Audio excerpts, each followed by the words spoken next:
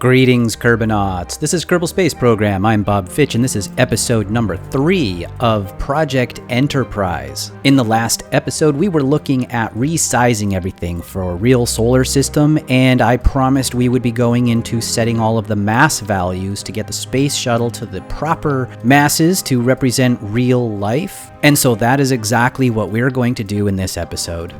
But first things first, if we're going to be able to set the masses, we need to know what they are. And that means exploding out the existing models so that we know what all the pieces are that we have to give values to, where they go, and then compare that with anything we can find online that will give me some idea of how much they need to be.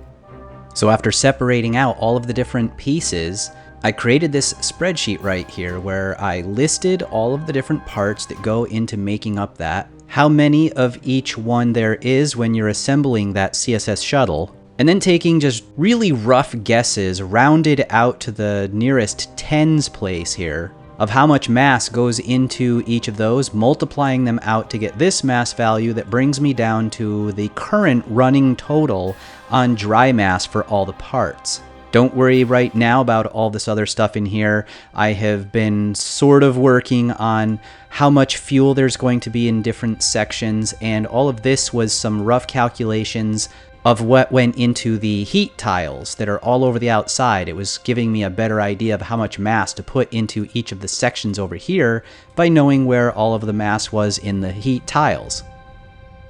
But to know what the absolute total should be, we're going to have to go do a little bit more research. You can see I've typed in Space Shuttle mass to begin my search. Obviously, a good place to go is the wiki initially. Scrolling down a bit here, we get to this section where it says for the orbiter, although this is specifically the Endeavour, we have an empty weight of 78 tons. Going to another location that I'm particularly fond of, this one right here, we can find other mass values and various specifications. Scrolling down a bit, you can see I'll be able to get some info about the external tank, solid rocket boosters, main engines right down here, orbital maneuvering system.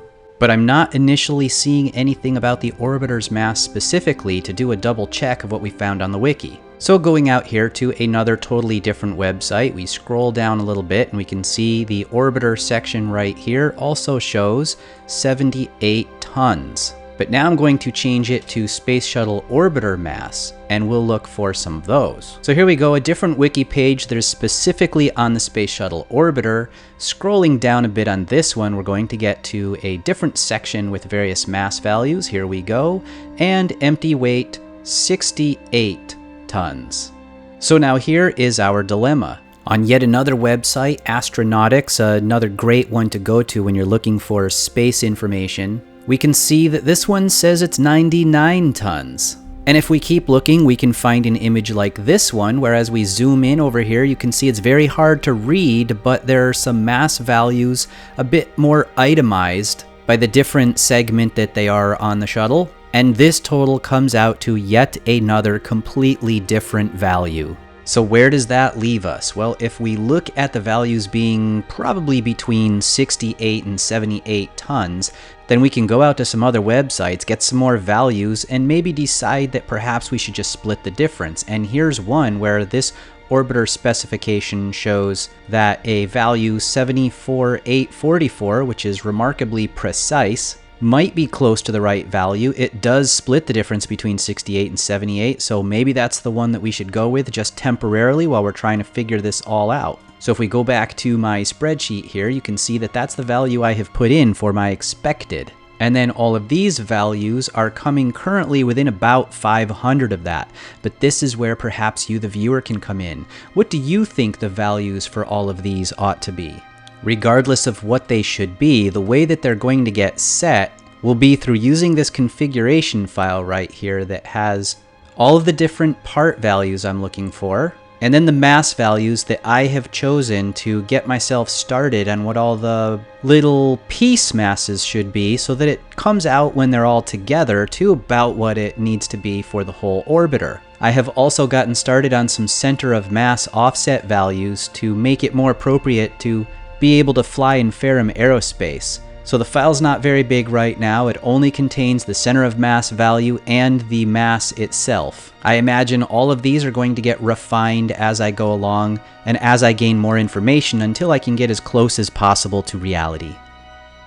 In order to see the effect these changes have made on the shuttle, we're going to take it out onto the launch pad, cheat in order to activate the fuel since it's not going to be attached to any kind of fuel tank, and then turn on the engines and see how it flies. If we can get it to lift off from the runway here without needing to do very much, then we should be fairly confident that it will fly well when it's coming back in for its landing. As you can see, the numbers so far must be looking pretty good because it lifted off really easily. The engines don't have any exhaust coming out of them right now, and that's just going to be some kind of hot rockets thing I'll need to set up later. By toggling the infinite fuel cheat on and off, I'm able to pick up a little extra velocity whenever I need it, but I want to see how well it's going to land, and we took off over water.